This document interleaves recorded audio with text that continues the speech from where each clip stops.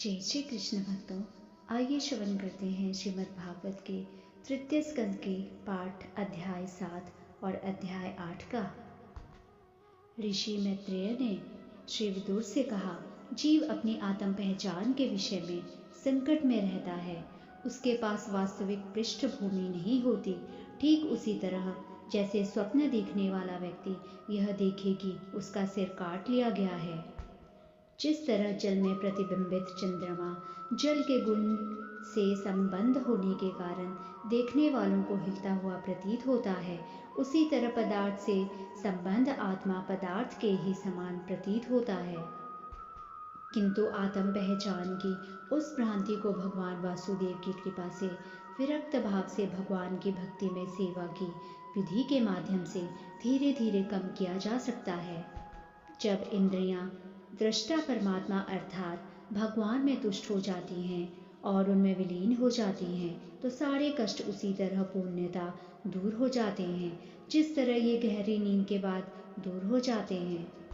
भगवान श्री कृष्ण के दिव्य नाम रूप इत्यादि के कीर्तन तथा श्रवण मात्र से मनुष्य की असीम कष्टप्रद अवस्थाएं शमित हो सकती हैं। अतएव उनके विषय में क्या कहा जाए जिन्होंने भगवान के चरण कमलों की धूल की सुगंध की सेवा करने के लिए आकर्षण प्राप्त कर लिया हो। विदुर ने मैत्रेय ऋषि से कहा, मैं आपका कृतज्ञ हूँ, क्योंकि अब मैं समझ सकता हूँ कि यह भौतिक जगत सार रहित है। यद्यपि यह वास्तविक प्रतीत होता है, मुझे पूर्ण विश्वास है कि आपके चरणों की सेवा करने से मेरे लिए इस मिथ्या विचार को त्याग सकना संभव हो सकेगा। गुरु के चरणों की सेवा करने से मनुष्य उन भगवान की सेवा में दिव्य भावानुभूति उत्पन्न करने में समर्थ होता है और जिनकी सेवा से मनुष्य के भौतिक क्लेश दूर हो जाते हैं। जिन लोगों की तपस्या अत्यल्प है, वे उन शुद्ध भक्तों की सेवा नहीं कर पाते हैं जो भगवत धाम अर्थात वैकुंठ के मार्ग पर अक्सर हो रहे होते हैं। शुद्ध भक्त 100% उन परम प्रभु की महिमा के गायन में लगे रहते हैं जो देवताओं के स्वामी तथा समस्त जीवों के नियंता हैं। कारणारणम में शयन करता पुरुष अवतार भौतिक सृष्टियों में आदि पुरुष कहलाता है और उनके विराट रूप में जिसमें सारे लोग तथा उनके निवासी रहते हैं, उस पुरुष के कई कई हजार हाथ पांव होते हैं। विदुर ने कहा, कृपया प्रकृति के गुणावतारों ब्रह्मा विष्णु तथा महेश्वर का भी वर्णन करें। कृपया पूर्ण पुरुषोत्तम भगवान के अवतार तथा उनके उदार कार्यकलापों का भी वर्णन करें। कृपया श्रद्धा विहीन नास्तिकों की अपूर्णताओं तथा विरोधों का, वर्ण शंकरों की स्थिति तथा विभिन्न जीवों के प्राकृतिक गुणों तथा कर्म के अनुसार विभिन्न जीव योनियों की गतिविधियों का भी वर्णन करें। कृपया घर से दूर रहने वालों की स्थिति का तथा आपदग्रस्त मनुष्य के कर्तव्य का भी वर्णन करें। कृपया इसका वर्णन करें कि भौतिक प्रकृति के तत्वों का कितनी बार प्रलय होता है और इन प्रलयों के बाद जब भगवान सोए रहते हैं, उनकी सेवा करने के लिए कौन जीवित रहता है। जीवों तथा पूर्ण पुरुषोत्तम भगवान के विषय में क्या क्या सच्चाइयाँ हैं, उनके स्वरूप क्या क्या हैं, वेदों में ज्ञान के क्या विशिष्ट मूल्य हैं। महामुनि मैत्रेय ने विदुर से कहा, राजा पुरु का राजवंश शुद्ध भक्तों की सेवा करने के लिए योग्य है, क्योंकि उस वंश के सारे उत्तराधिकारी भगवान के प्रति अनुरक्त हैं। तुम भी उसी कुल में उत्पन्न हो और यह आश्चर्य की बात है कि तुम्हारे प्रयास से भगवान की दिव्य लीलाएं प्रतिक्षण नूतन से नूतनतर होती जा रही हैं। अर्थात विदुर भगवान के नित्य नूतन यश का दूर दूर तक विस्तार करने में लग गए। ऋषि मैत्रेय ने कहा, अब मैं भगवत पुराण से प्रारंभ करता हूँ, जिसे भगवान ने प्रत्यक्ष रूप से महान ऋषियों से उन लोगों के लाभार्थ कहा था जो अत्यल्प आनंद के लिए अत्यधिक कष्ट में फंसे हुए हैं। कुछ काल पूर्व तुम्हारी ही तरह कुमार संतों में प्रमुख सनत कुमार ने अन्य महर्षियों के साथ जिज्ञासावश ब्रह्मांड की तली में स्थित भगवान सकर्षण से भगवान वासुदेव विषयक सत्यों के बारे में पूछा था। उस समय भगवान सकर्षण अपने परमेश्वर का ध्यान कर रहे थे, जिन्हें विद्वज्जन भगवान वासुदेव के रूप में सम्मान देते हैं। किंतु महान पंडित मुनियों की उन्नति के लिए उन्होंने अपने कमलवत नेत्रों को कुछ खोला और बोलना शुरू किया।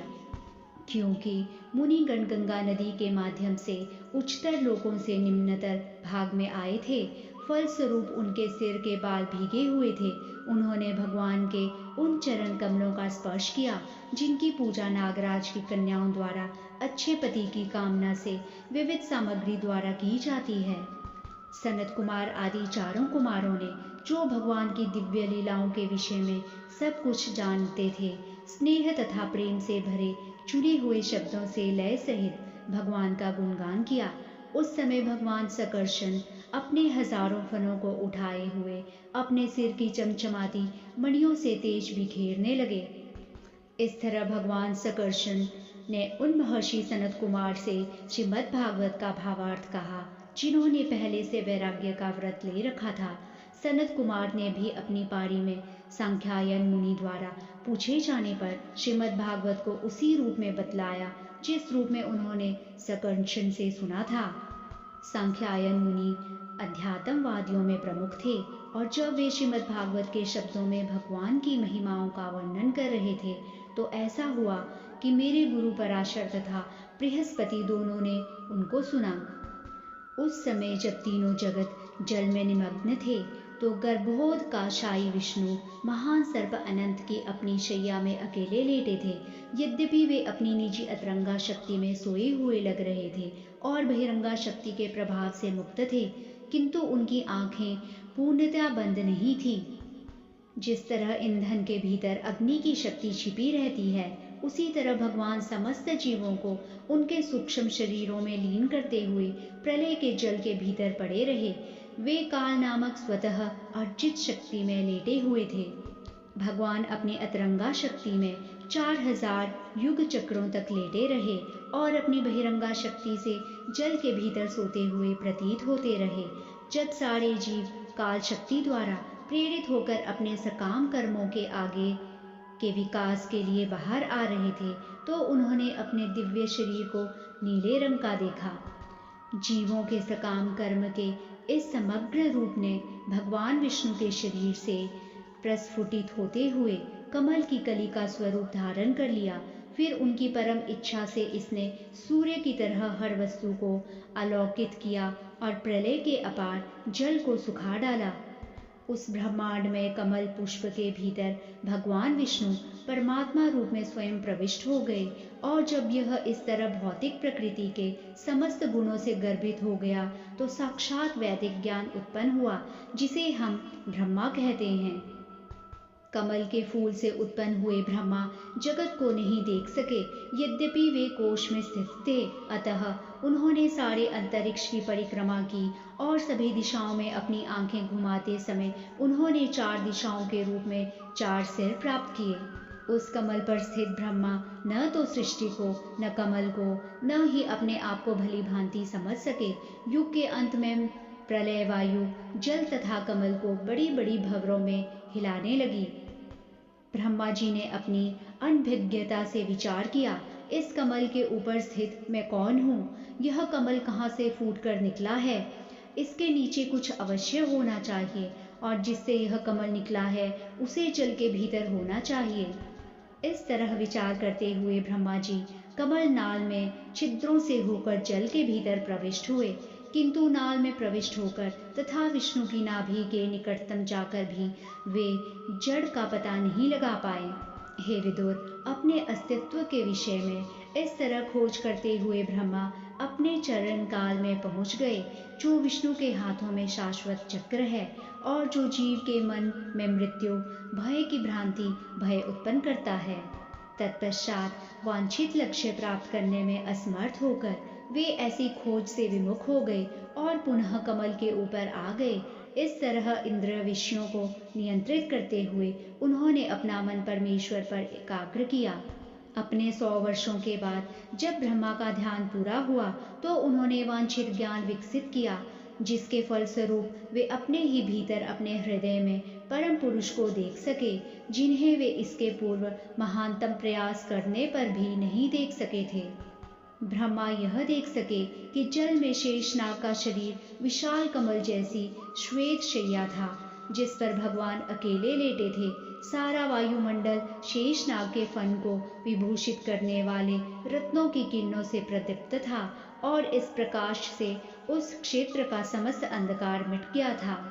भगवान के दिव्य शरीर की कांति मूंगे के पर्वत की शोभा का उपहास कर रही थी। मूंगे का पर्वत संध्याकालीन आकाश द्वारा सुंदर ढंग से वस्त्राभूषित होता है, किंतु भगवान का पीत वस्त्र उसकी शोभा का उपहास कर रहा था। इस पर्वत की चोटी पर स्वर्ण है, किंतु रत्न जड़ित भगवान का मुकुट इसकी हंसी उड़ा रहा था। पर्वत के झरने, जड़ी बूटियां आदि फूलों के दृश्य के साथ मालाओं जैसे लगते हैं, किंतु भगवान का विराट शरीर तथा उनके हाथ पांव रत्नों, मोतियों, तुलसी दल तथा फूल मालाओं से अलंकृत होकर उस पर्वत के दृश्य का उपहास कर रहे थे। उनके दिव्य शरीर की लंबाई तथा चौड़ाई असीम थी और वह तीनों लोकों, उच्च, मध्य तथा निम्न लोकों में फैली हुई थी। उनका शरीर अद्वितीय वेश तथा विविधता से स्वतः प्रकाशित था और भली भांति अलंकृत था। भगवान ने अपने चरण कमलों को उठाकर दिखलाया। उनके चरण कमल समस्त भौतिक कल्मश से रहित भक्ति में सेवा द्वारा प्राप्त होने वाले समस्त वरों के स्तोत्र हैं। ऐसे वर उन लोगों के लिए होते हैं जो उनकी पूजा शुद्ध भक्ति भाव में करते हैं। उनके पांव तथा हाथ के चंद्रमा सदृश नाखूनों से निकलने वाली दिव्य किरणों की प्रभा फूल की पंखुड़ियां जैसी प्रतीत हो रही थी। उन्होंने भक्तों की सेवा भी स्वीकार की और अपनी सुंदर हंसी से उनका कष्ट मिटा दिया। कुंडलों से सज्जित उनके मुख का प्रतिबिंब अत्यंत मनोहारी था, क्योंकि यह उनके होठों की किरणों तथा उनकी नाक एवं भौहों की सुंदरता से जगमगा रहा था। हे विदुर, भगवान की कमर पीले वस्त्र से ढकी थी, जो कदम्ब फूल के केसरिया धूल जैसा प्रतीत हो रहा था और इसको अतीव सज्जित करधनी घेरे हुए थी। उनकी छाती श्रीवत्स चिन्ह से तथा असीम मूल्य वाले हार से शोभित थी। जिस तरह चंदन वृक्ष सुगंधित फूलों तथा शाखाओं से सुशोभित रहता है, उसी तरह भगवान का शरीर मूल्यवान मणियों तथा मोतियों से अलंकृत था। वे आत्म स्थित वृक्ष और विश्व के अन्य सभी के स्वामी थे। जिस तरह चंदन वृक्ष अनेक सर्पों से आच्छादित रहता है, उसी तरह भगवान का शरीर भी अनंत के फनों से ढका था। विशाल पर्वत की भांति भगवान समस्त जड़ तथा चेतन जीवों के लिए आवास की तरह खड़े हैं। वे सर्पों के मित्र हैं, क्योंकि अनंत देव उनके मित्र हैं। जिस तरह पर्वत में हजारों सुनहरी चोटियां होती है, उसी तरह अनंत नाग के सुनहरे मुकुटों वाले हजार फनों से युक्त भगवान दिख रहे थे। जिस तरह पर्वत कभी कभी रत्नों से पूरित रहता है, उसी तरह उनका शरीर मूल्यवान रत्नों से पूर्णतः सुशोभित था। जिस तरह कभी कभी पर्वत समुद्र जल में डूबा रहता है, उसी तरह भगवान कभी कभी प्रलय जल में डूब रहते हैं। इस तरह पर्वताकार भगवान पर दृष्टि डालते हुए ब्रह्मा ने यह निष्कर्ष निकाला कि वे भगवान हरि ही हैं। उन्होंने देखा कि उनके वक्षस्थल पर पड़ी फूलों की माला वैदिक ज्ञान के मधुर गीतों से उनका महिमा गान कर रही हैं और अति सुंदर लग रही थी। वे युद्ध के लिए सुदर्शन चक्र द्वारा सुरक्षित थे और सूर्य, चंद्र, वायु, अग्नि इत्यादि तक उनके पास फटक नहीं सकते थे। जब ब्रह्मांड के भाग्य विधाता ब्रह्मा ने भगवान को इस प्रकार देखा, तो उसी समय उन्होंने सृष्टि पर नजर दौड़ाई। ब्रह्मा ने विष्णु की नाभि में नाभि सरोवर तथा कमल देखा और उसी के साथ प्रलयकारी जल, सुखाने वाली वायु तथा आकाश को भी देखा। सब कुछ उन्हें दृष्टिगोचर हो गया। इस तरह रजोगुण से प्रेरित ब्रह्मा सृजन करने के लिए उन्मुख हुए और भगवान द्वारा सुझाए गए सृष्टि के 5 कारणों को देखकर वे सृजनशील मनोवृत्ति के मार्ग पर सादर स्तुति करने लगे। जय श्री कृष्ण भक्तों, यहाँ पर श्रीमद् भागवत के तृतीय स्कंद के अध्याय 7 और अध्याय 8 का समापन होता है।